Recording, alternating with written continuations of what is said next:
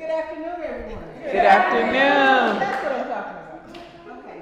My name is Garbo Hearn, and I am the director of Pyramid Art Books and Custom Framing in Hearn Fine Art, where our focus is Black culture through literature and the fine arts, and we do a lot of community programming. Today, we are excited to welcome home back to Arkansas, Bonita Hampton Smith, a native of Marianna.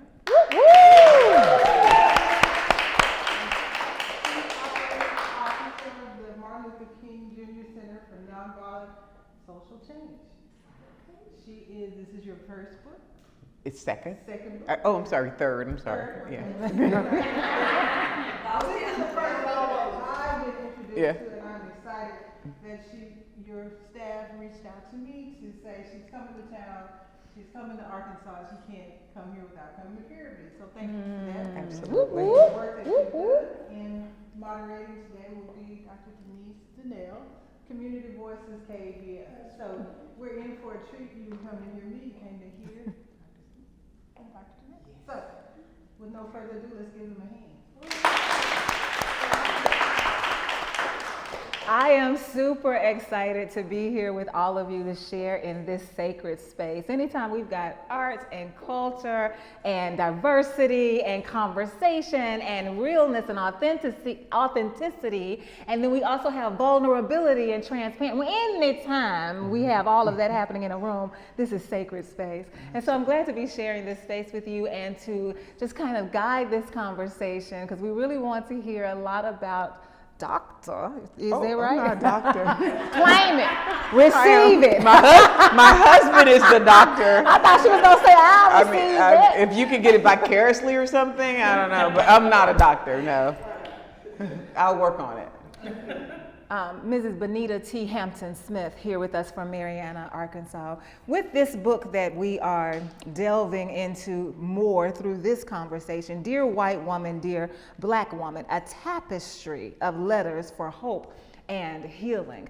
And so before we get into the book, I want us to get a sense and a feel for your own energy. So I'd like to start us with who you are, who you want us to know that you are, and something that nobody else could possibly know in this room. Tell us that about you too.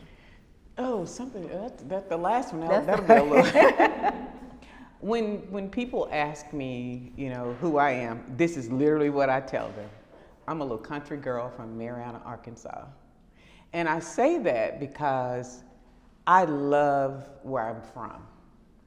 I work at the Martin Luther King Center for Nonviolent Social Change, and one of the things we teach is the curation, cultivation of the beloved community. I happen to believe I came from the essence of the beloved community, because in Marianna, Arkansas, we knew no hunger. There was no such thing as a stranger.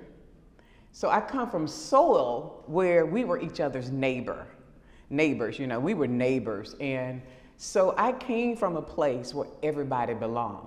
Now, I understand beyond what I felt, there was the tension of racism. But I can tell you, I just didn't get it. I didn't get it until I got older. When I left Marianna and I started to live in Atlanta, Georgia, and see blue, when I say blue, officer-black relationships, that was not where I came from, because the sheriff down the street was Mr. Holmes. And Mr. Holmes would come to my mother's house and say, Bernice, them boys got some weed up there, you need to go get it. I would also have a speeding ticket and they said, Bonita, you need to go downtown and take care of it. So that was my relationship with the blue community, right? And then I get to Atlanta, Georgia, and things change. So in my core, I'm a woman who knows that we can author spaces of belonging. We can author spaces where everybody is accepted, and we can author spaces that honor each other. So that's what my life is about, curating a space, curating conversations, and curating not curating, but drawing people into the isness of who they are, so that they can understand that inside of us, this divine divinity that God put inside of each of us, if we honor that space, all of us will begin to feel a little different.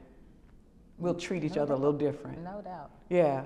And so my whole goal in life is, if I can, call you into that isness, you discover that, and then you go out and do the work. That's what this project is all about. Okay. Now, what do people know about me? What is one thing that no one in this room knows about you? That no one in this room knows about me. And no one in this room.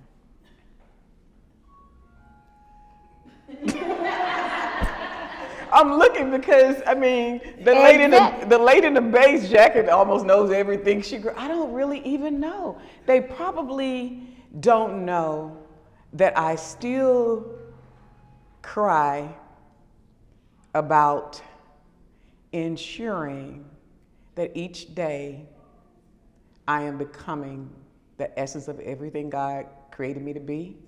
And so I have a deep, deep yearning, and every day I wake up with that. I don't know I don't know if people understand how, I won't say it's a struggle, but the intentionality is so real for me.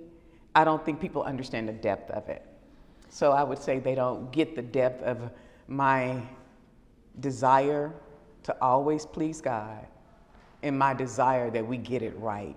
When I wake up and look at this world and I see that people do not see the beauty of what was created for us to enjoy, and we paint all this evilness in between, because what was created is beautiful, but what we've done to it is ferocious, you know. And so I really long for people to discover that beauty, and I wake up with that every day. Every day. Thanks for sharing that. So you talked a little bit about the fact that you know, and you said this as if you were standing 10 toes down on it, that you bold, that you confident, that you know that you know that you know that you know that you know that we are able to curate these spaces where we can create more healing and wholeness. Why do you think, though, since you believe so strongly that we all have the capacity and we all have the ability, why do you think more of us are not doing that? So from day one, see, you about to take me on a whole place here. Wherever you want to go, we're gonna get in on your flow. That's okay. From day one, there's an intentionality to rob people of their identity. And so if people of light and love don't intensify their work to ensure children understand their identity, this world is not set up to give kids that. It's set up to rob it, to steal it, to kill it, and destroy it. And whether it's social media, whether it's, if we're not careful with AI, how we're beginning to utilize AI, the news, entertainment, everything is set up to get us distracted. The news cycle is set up to get us distracted. Oh, my other two childhood friends. Okay. Hey, y'all. So there are so many distractions that rob us and keep us from aligning with our identity, aligning with our true selves, that it's hard for people to hear, see, and discover that. And as long as we're distracted, and many of us can't put the phone down, we can't stop scrolling, the news is on one chaos from the next. And if you're not careful, you're in this loop and you don't even have time to sit still. I wonder how many of us in this room just sit still for 1 hour, can just sit there for just 1 hour. Yeah, it's important. It's so important to find a way to drown out all the noise. And we don't do that. We are so used to noise that when people turn the TV off, we're trying to find the next thing to do. But you have to figure out a way to drown out the noise. It's a noisy world. And we don't get it because it's just so noisy.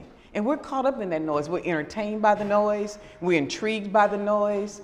We watch violence at scale. I mean, we're not even conscious of violence anymore because we are so accustomed to it. And so when we entertain all those things, it keeps us from aligning with the very essence of who we are. And that spark of divinity is so far away from our consciousness. We're so far away from it because of the noise and the distractions that keep putting this gulf between us, you know? So I think a lot of it is because we're in such a noisy world, and many of us are not equipped to drown this noise out. I receive that. I can understand that. And I think that there is a lack of willingness for people to want to do better or to do differently. And part of that, I think, is why we allow ourselves to be so distracted, because if you sit down with your own self for an hour and just allow yourself to be, there's a lot that's going to come up. There's a lot. There's a lot that, and if you're doing that every day, those are constant moments for us to sit and think about, who am I?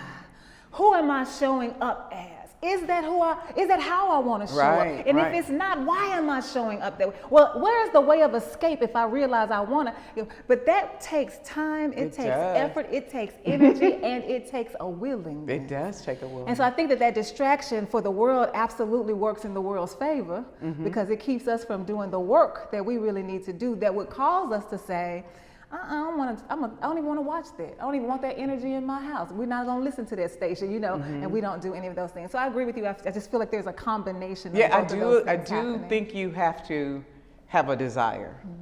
Then I also think that I had this president, he said, Bonita, you don't know what you don't know. That's true. And when you don't know what you don't know what questions to ask, right?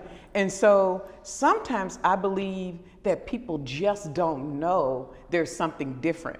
True story. I was just telling a girlfriend of mine, coming up, I literally couldn't see myself a long time. Maybe that's what the people in the room don't know. I used to look in the mirror and I didn't have the ability to see myself. Literally, I could not see who I was. I thought, Terry and Deborah might not know this, I thought I was the ugliest person in the world. And let me tell you something, this is something, now since they're here, Deborah, Terry, and Catherine, these are my dear friends. They were all on the homecoming court at one time or another. I was never on a homecoming court. So as a child, it made me ask myself, well, child, you must be ugly because you hang around all these smart, beautiful people, but they're on the homecoming court and you're not. So for a long time, I could not see myself. The inability to see yourself will cause you to do things that you shouldn't do. Oh, absolutely. So consequently, when I went to the, I'm going to tell you something else that people don't know. Now you're just waking up stuff.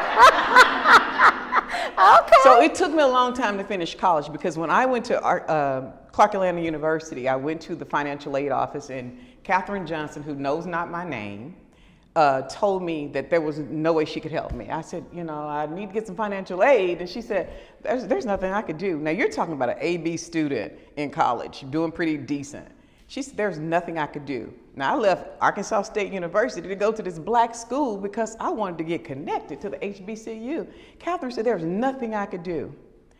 So my friend Crystal and I decided we were gonna go strip. That's a viable option. It's a viable option. And it wasn't this body, so don't be looking and judging me. It could be that body. What you talking about? It was a stripping body. So Crystal went first. And so Crystal said, I said, Crystal, how was it? She went to Magic City. I said, Crystal, how was it? She said, man, I just had to keep drinking and drinking and drinking until I didn't feel anything, and it was okay.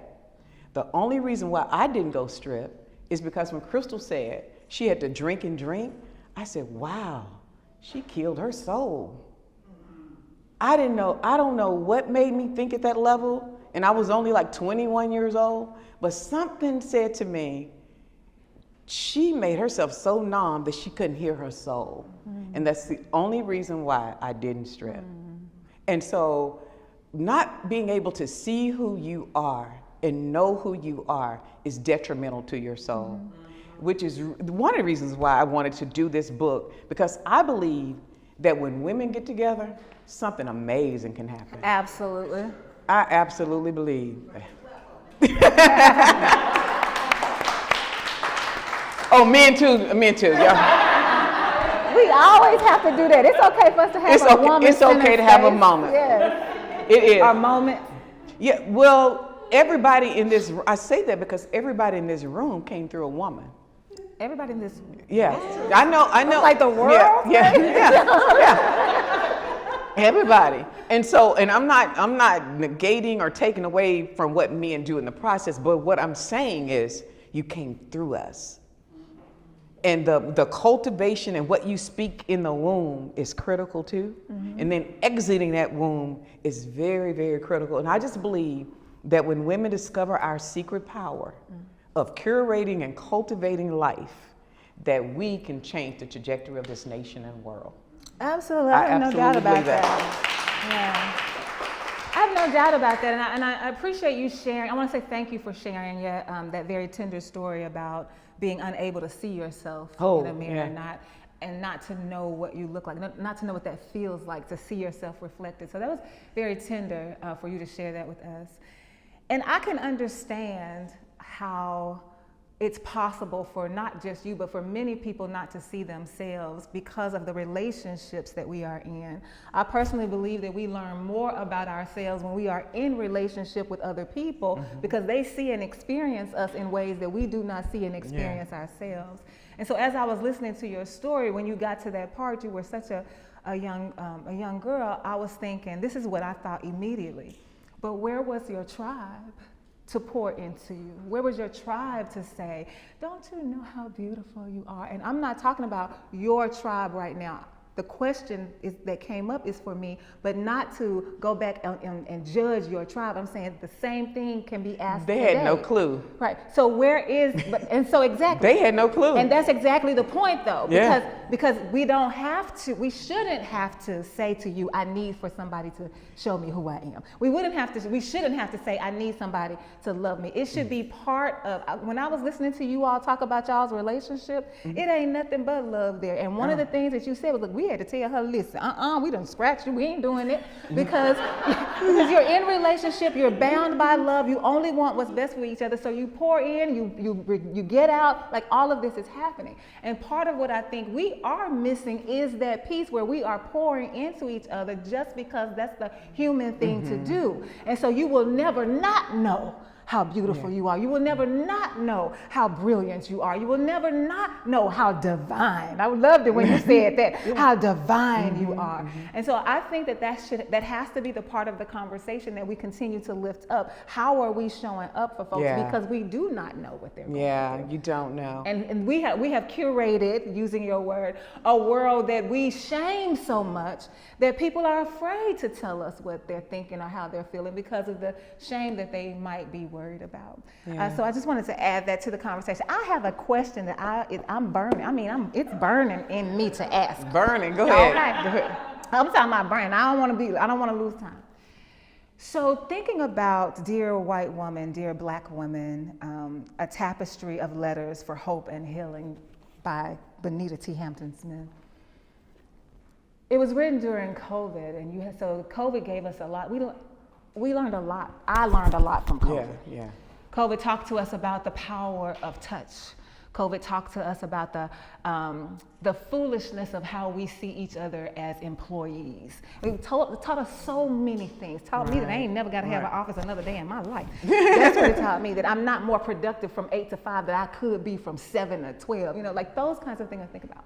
And so having time to think about the reason why and the purpose behind this book, I read somewhere that you wrote that you wanted to have this space for women, and you talked about the need to make sure that we were diversifying the spaces so that more women are included in them. Right. And I read this somewhere. Oh yeah, it's probably in an article, I remember. Okay, I read that. But then I said, but the title for me, Dear White Woman, Dear Black Woman, felt like that's what the focus was.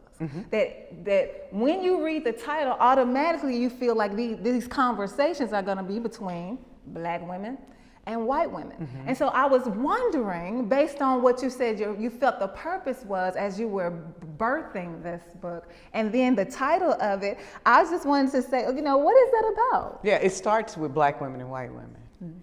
I believe there's an intentionality because of what has happened historically in this nation, that Black women and white women, we need to do our work. Now, I'm not responsible for any white woman's work, and they're not responsible for my work, but we individually need to do our work so that we can create a space of healing first. Absolutely. So I believe that it starts with us. And then I think the conversation expands, but I believe this nation keeps avoiding that real conversation. And that's why I wanted these women, none of these letters have been edited. You know, there was one lady who cussed so bad I had to leave the letter out. Oh, why not? That's real. It was just, love it. So it was just 2 letters that I removed, and because I didn't want to edit any letters. And so I allowed, all the letters are raw. The only editing is just, you know, grammatical errors or whatever. But I believe it starts with white women and black women for us telling the truth. Let's clear the air once and for all, and let's learn how to let's be healed, but then let's work well together.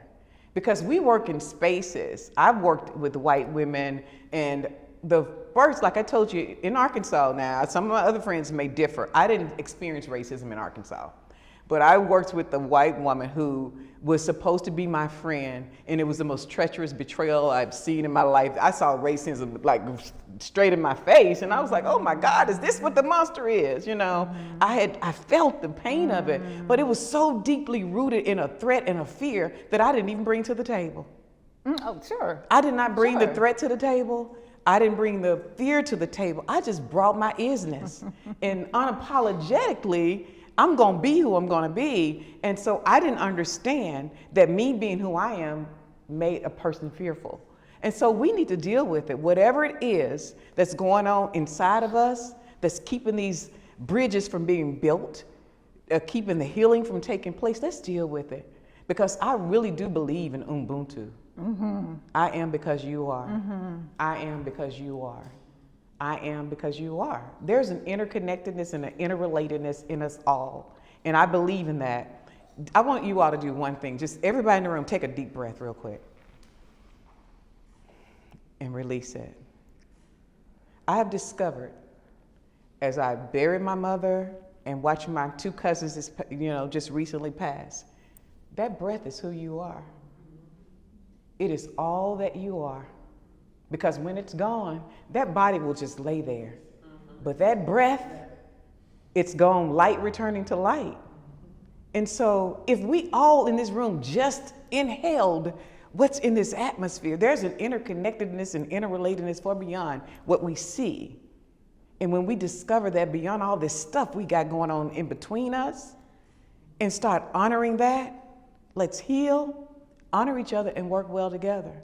And I believe black people and white people got to deal with that stuff because it's ugly and it's unnecessary. It's ugly and it's unnecessary. Yeah. Yeah, I feel a kindredness with you. When you said Ubuntu, I thought about the word that I use is Salbona. Mm-hmm. It's the spirit of oneness that binds us together by our humanity. Mm-hmm. And it means I see you. Yeah. Right? And so if I am because you are, and I see you in all of that. Yeah. Right? Yeah. So and that would help us have conversations. I am so glad I asked you that question. Because when I tell you, I was like, I can't wait to get to this so I can ask her this question. Because this is what I thought. Yeah.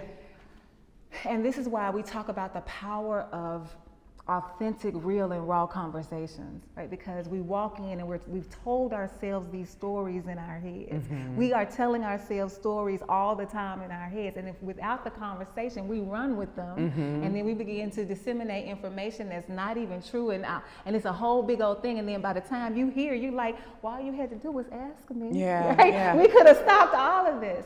But I was really worried because I was thinking, I wonder, does Bonita T. Hampton Smith believe that black women and white women are able to be reconciled? And I said, I hope that's not what she's going to talk about, because I don't believe that that is possible, because to be reconciled means that prefix RE means again. Mm-hmm. And then you're thinking about the base of concile, the conciliatory, like it basically means that we get along. Mm-hmm. And so to be reconciled means we're going to get along again. Mm-hmm. Right? And so when we have these conversations about being reconciled, I'm like, we can't be reconciled because we were never in right relationship to begin with. And so if we're going to have the conversations, we got to first, so now I'm like, oh, okay, I get it. Because mm-hmm. we got to first deal with what we need to deal with. Mm-hmm. We got to, it's no more elephants in the room. You see it, I see it, we know, let's talk about what needs to be talked about so that we can find our way to each other being more healed and more whole. So I'm so glad, because listen, I was like, I don't know what she's talking about. Now, Now, I could take reconciliation to a different perspective, though. Please do. Because I believe there was a place of oneness that we existed before time.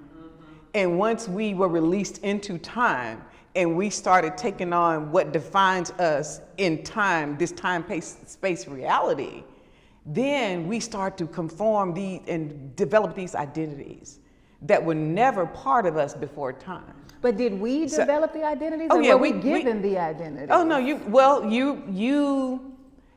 and then we lived into them. You were not given the identities. Okay, well, so black is an identity. So for me, my identity is my God DNA. Okay. I identify with my blackness, but it's not my identity. Okay. My identity is a higher consciousness that's love-centeredness and centered in light and love. Mm-hmm. That's my identity. Mm-hmm. Everything beyond that is what I've taken on and begin to understand. But my assignment is always to get back to the highest level, the highest expression of all that I was created to be, which is light and love, that knows no color, no boundaries, that knows only infinite possibilities. And so I believe in that space, we all existed as one. Now, in this dispensation of time, we start to navigate. That's all. It ain't got nothing to do with going to hell. Ain't got nothing to do with it. It's about you understanding that I'm striving every day. Which is what you keep telling us. Every day to live into the purpose of who I know I am. Who I have come to know that I am. Who I'm continuing to become. And I'm embracing all of that every day. And I'm going to sit with it. I'm going to let you sit with yours. And I'm going to do all of those things. And so if we would rethink things, because I say to people all the time, because they think I'm coming for their Jesus, and I guess on some level that I am, but all I'm trying to say is the Bible will work for you if you allow it to. So if you stop letting it tell you you a sinner and you only saved by grace, and you let sin means, oh, I want to wake up tomorrow, and then bring in who is that? Lamentations, where it says, morning by morning, new mercies I see, because great is our faithfulness. So when I wake up in the morning, here I am on that road, So then the Bible can work for us in that way. And so I don't think, so I'm with you on, we got to get rid of this declutter with religion. But I'm also like about reframing, because there's so much good in it, right? But we just need to unlearn and unremember some things and reframe. So you she's setting y'all on fire, because she's setting me on fire. so much so that I feel like I've been talking a lot, and I need to make sure that people are able to engage. There are people here that may have questions for you, and I want to make sure that they have an opportunity to ask them. Okay, sure. Anyone have a question? A point. I like the fact that you define sin, the missing of the mark.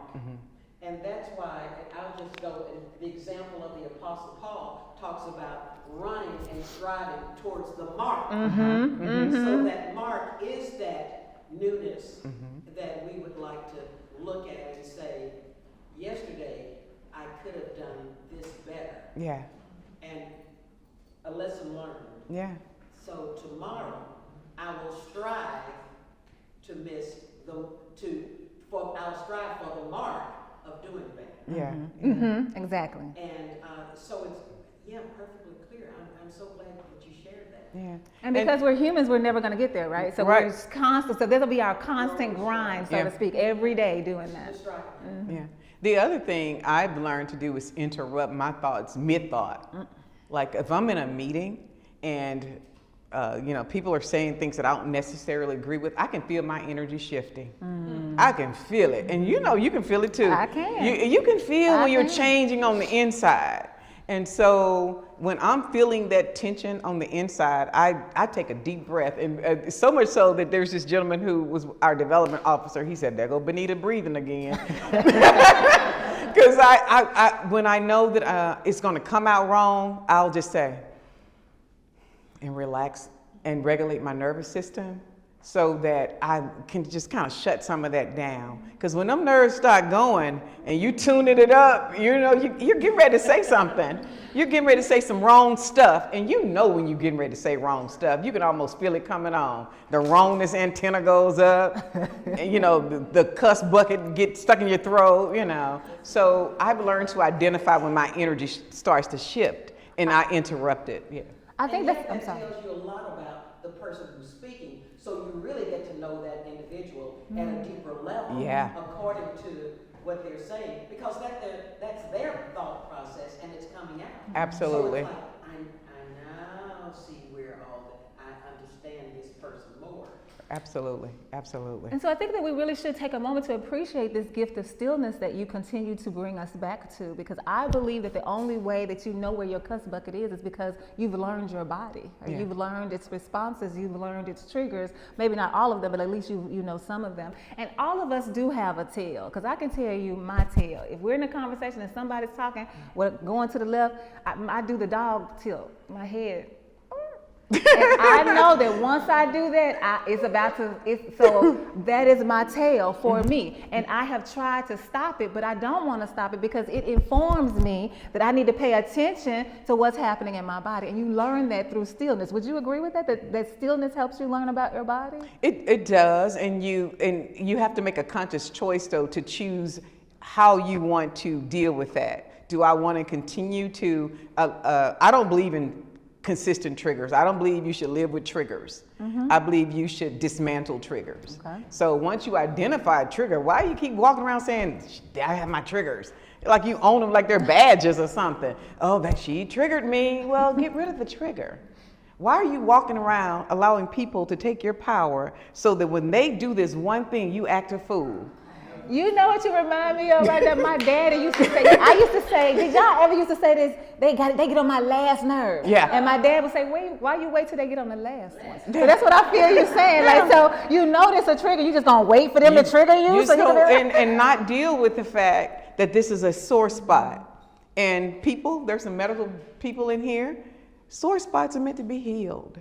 They're not supposed to remain sore. All your life, you're gonna walk around triggered. That's a little insane. Get rid of those triggers. Do you think part of the conversation though is that we're not talking to each other? Like, cause we mentioned earlier, if there's something going on with me and I don't want to share because I'm afraid of being shamed, then I don't know that that's my trigger. I haven't talked about it, so I can't get any healing from it because I have not named it. And if I cannot name it, I cannot control it. Yeah. So do you think that we're not having enough conversations that are sensitive enough or deep enough for us to get to know each other on that level? Yeah, I think you need to have it first with yourself. Absolutely. Yeah, I think you have it first with yourself. And then if you have someone trusted, like my husband, he knows how to trigger me. I have to dismantle them daily. Just kidding. But seriously, marriage will make you dismantle triggers. And so what I've had to do is, because my love language is words of affirmation. I love words. Now, my husband, on the other hand, he annihilates words, He's an annihilator. And so I've had to learn how to live at ease with his language choice. Like today he thought... Oh, you mean he cuss a lot? No, he doesn't cuss. I'll give you an example, and it's y'all may think it's funny. So my birthday was yesterday. Happy birthday. And make sure my husband doesn't see this camera. But my husband bought all these roses. And I said, oh, babe, look at these beautiful roses, so many roses. He said, yeah, they would buy one, get one free.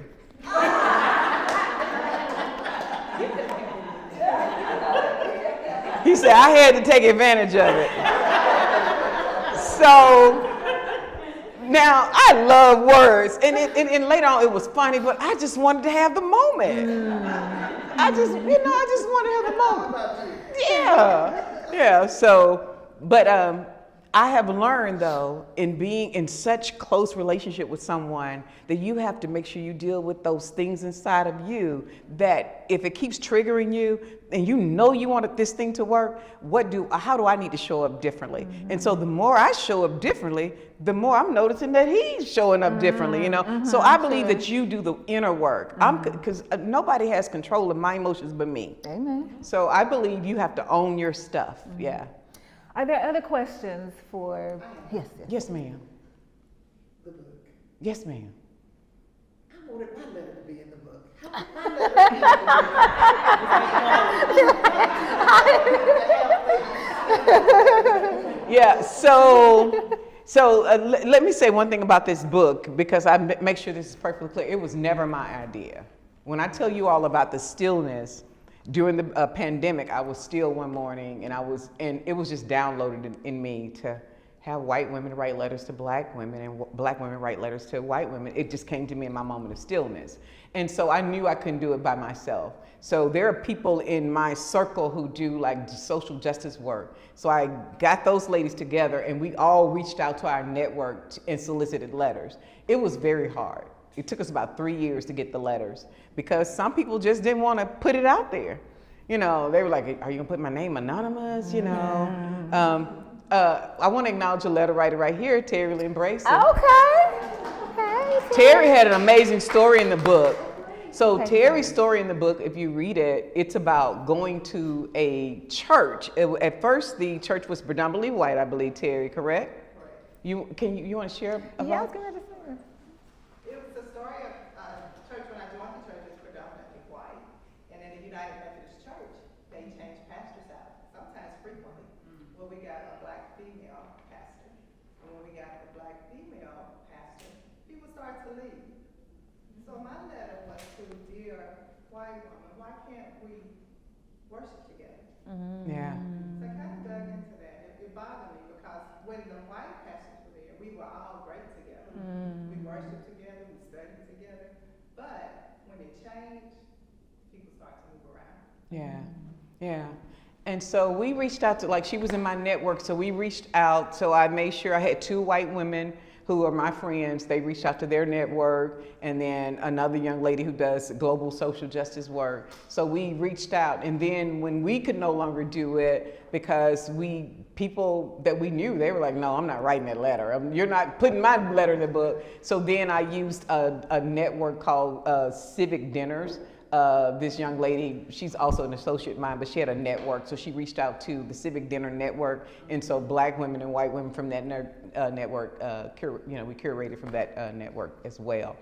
Now, what I'm doing now, we're building a website, Dear White Woman, Dear Black Woman, where we're going to curate a tapestry of letters online, where you can submit letters online so that people who still want to write, because I think it is something that it's kind of, didn't you feel like when you wrote that letter, it was almost like therapy, wasn't it? To just get it out. It was cathartic, yeah. Something that I actually verbalized. I kind of just dealt with it, and not really said anything as people were shifting and moving. Yeah. When you gave us that opportunity, I was like, Yeah. this is something that You don't realize just what's, deep inside of you that you need to just, I was reading just my intro this morning again, and I was sitting there just reliving the moment of not to see a black man lose his breath. And I was sharing how the first time I saw that was watching my father die.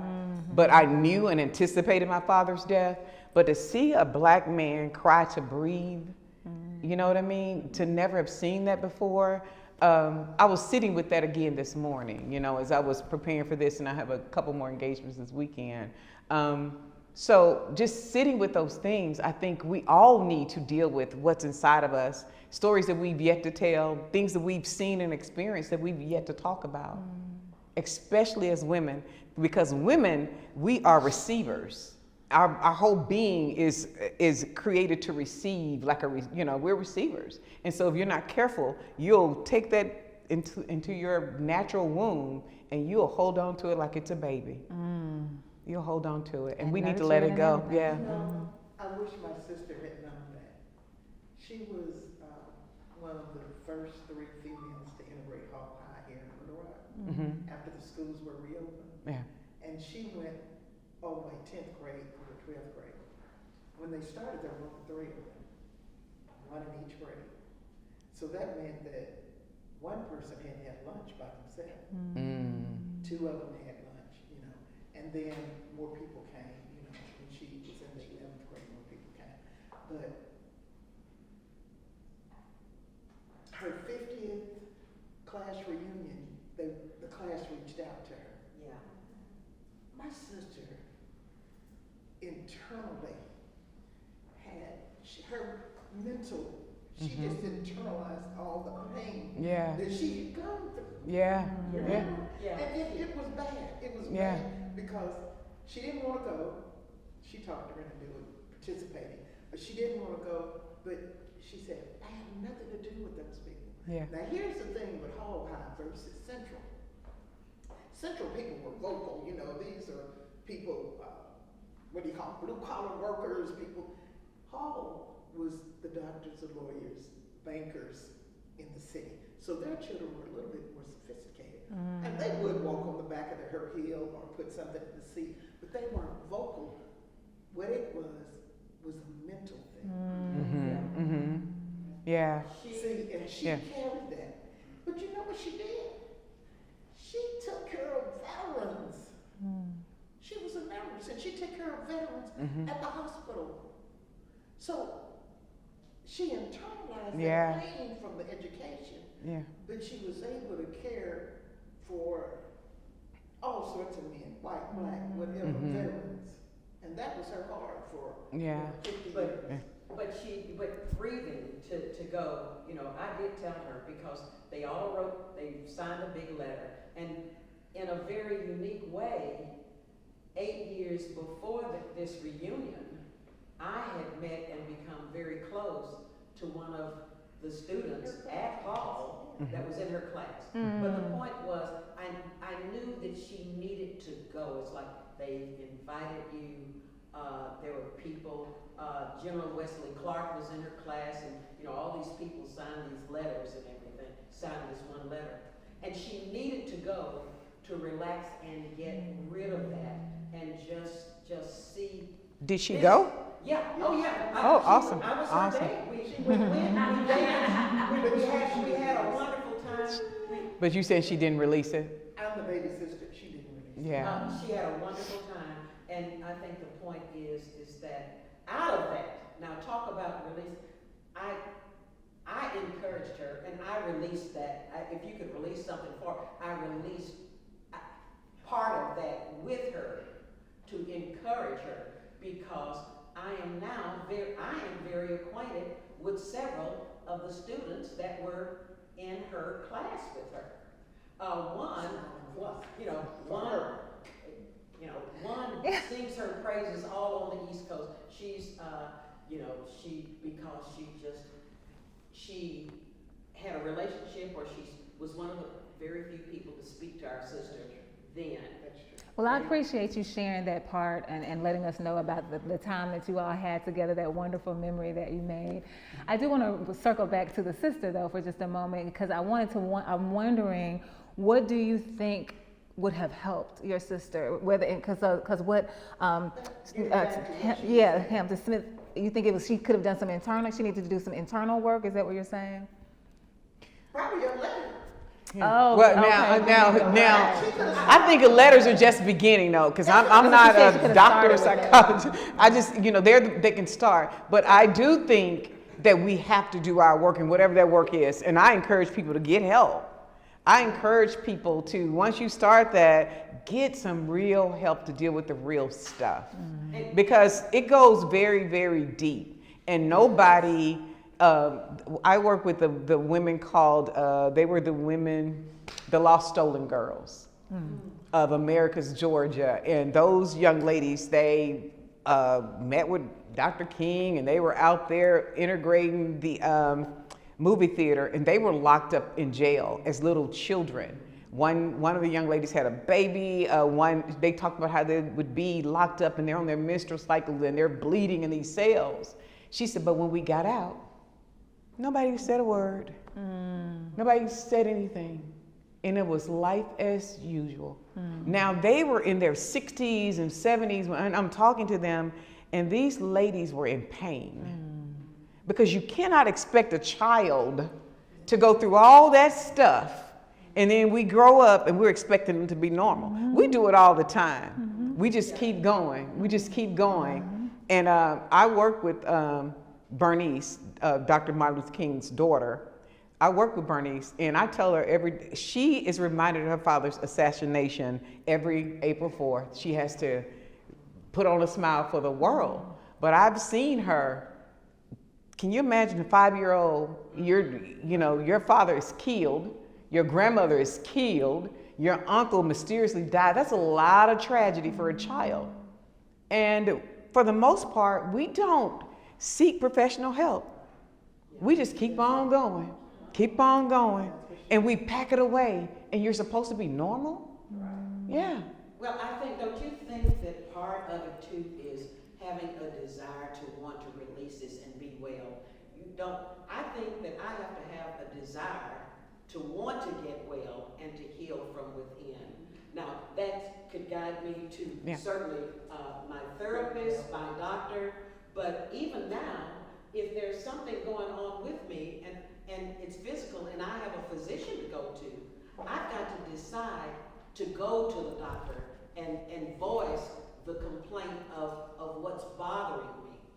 And so I'm not sure, though. I think you can have people around you who are listening, but they are listening and hearing exactly what you're saying instead of listening and trying to encourage you to think differently. Yeah. So let me just say this. It's safe to say we all need help. Yeah. It's safe to say we all need some level of help. We all need to take some time to look at ourselves, to get still. Because the ultimate goal for all of us is to live out the highest, truest expression of all that we're created to be. That's work, regardless of who you are and where you are. That is work. And so I invite us all to go inward. I invite us all to not even look at other people, because we all have work to do. I have work to do every day. And I just say to every space I'm in, you commit to you. You start with you. You start working on yourself, because we all have work to do. You know, one other thing, ma'am, I want to use you. Okay. You did that, but there were a lot of members in your church that wanted the same thing. Mm-hmm. And by you writing that letter, Yeah. that helped me. Right. Yeah. Where other people who were in the church wondering, I wonder why they leave. Yeah. Well, but you wrote the letter asking a question and expressed yourself. Yeah. And give her a hand. You know, I appreciate it because I had never thought about it. Now, I will say this, before I go to any church led by any white person or black person, I look at the roster. And if it's a black pastor, I'm looking to see what diversity looks like. And if it's a white pastor, I'm going to make sure that the only diversity is not the music ministry. Or the janitor. Yeah. So I'm looking at and so I'm going to look at those things now. So I do appreciate that, because I never thought. I will say this last thing about the book, because I know it's time for us to start wrapping up. I read a lot of my white sister's letters, and I see that, but I had no idea some of the things my sisters were dealing with. That really, it's something I have a young lady, she's excellent in PR and marketing. She moved in this neighborhood in Atlanta, Georgia, and she said she bought her son one of those big poodle, what are those dogs? Labradoodle. She bought her black son a Labradoodle to walk in the neighborhood so that he would be a black boy with a dog, as opposed to a black boy who's a threat.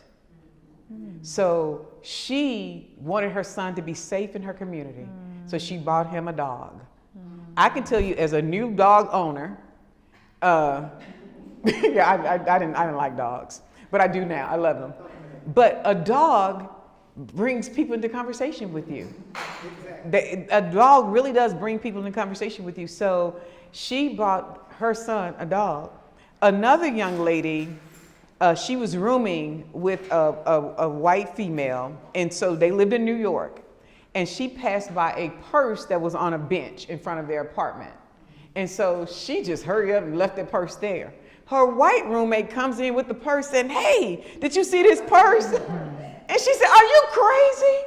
And she said, you don't understand. I can't pick up that purse like that in New York. And so to see these things, some things that I just never, thought about. And then one of the white ladies, she said, and I never really knew this was real. I was shocked. She said, I thought that our children had the same issues. I never knew that black children had different issues until the pandemic. She said, I just thought all children were the same. Because they didn't know we were having to talk with our children. They didn't know that we were telling our children how to, how you're supposed to respond to the police. So she said, I thought all children were the same. And so to hear these stories, I was like, that really, really pricked my conscience in a way that I never imagined. And I left saying, you know, sometimes you just don't know what you don't know. You don't know what you don't know. And I never knew some of the stories and some of the journeys and the things that my own sisters were facing. Because like I said, I'm from Marianna, Arkansas. And people may say it's the second poorest county in the world we were growing up. But I felt a whole lot of love in Marianna, Arkansas.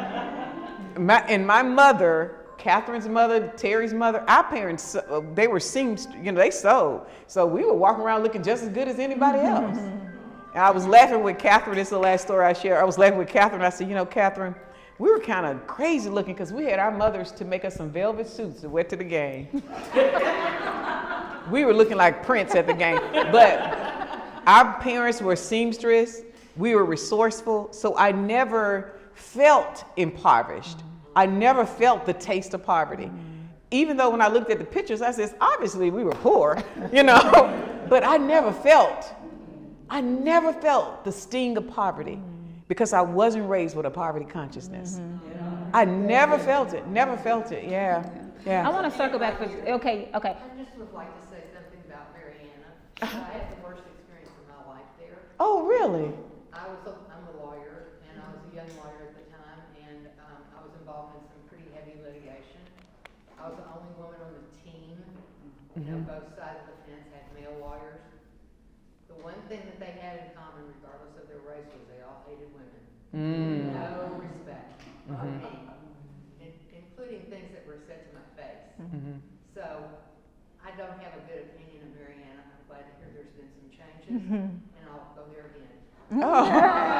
Well, for the record now. Hold on. For the record, I've been gone. What year was that? About 20 years ago. Okay. Oh, that's not a long So time. so to be clear, I live in Atlanta, Georgia. I don't know what Marianna got going on right now. So I need to go and find out. Yeah. I want to circle back for just a minute here to talk about when you said that you were talking about her sister, you talking about the inner work. I want to introduce our ancestors for just a moment because, you know, they used to say things like, I know something is not right, I just can't put my finger on it. And so I feel like a lot of times that is something that's happening within us, that we do feel it. We do know that that we're not balanced. We do know that something is wrong, but we cannot name it. And I think this is something that I feel like we continue to say. That's why conversations with people who hold you in sacred space are so important, because we can help figure something out. Well, girl, let's try social. You think it's such and such, you know what? But because I don't think that I don't think that you can fix everything by yourself. You know, I think that Absolutely. It takes community. So I just wanted to, for those people who feel like that, like, you know, I would go if I knew what I was going about. Like, I don't even know what to say about it. I don't even know what it means. And I want to say something to her. What's your name, sir? Carolyn. Carolyn. You know, that's another reason I believe this work is important, because there is power in the unity of women. You know, and sometimes when we're in spaces where we feel alone, that's when we can draw on the strength of each other. But we also have to be very mindful too that when we're in rooms, though, we're cognizant of what's in the room with us. And one of the letters in the book, a young black girl who is a Spelman grad, she said, when you're in the room, speak my name too. So we have to commit to each other and draw strength from each other. But I believe that when we start to really do this work, now I'm not anti-man at all, but when we show up, we can really show them how it's done. I really do that because let me tell you something. You did. Well, let me tell you something about women. When we tap into who we really are, when women tap into who we really are, and the details of the space, we will make note if we really lean into that, because we have an eye to see things. And if we lean into, Mrs. King said, women, if the soul of the nation is to be saved, I believe you must become its soul. And I believe that if we lean into that, and we really lean into everything that we're created to be, we can create spaces where people belong. I say that a love-centered consciousness considers all things. So when women lead with a love-centered consciousness, we'll begin to consider all things. You'll build data centers that's not poisoning people's water. You know what I mean?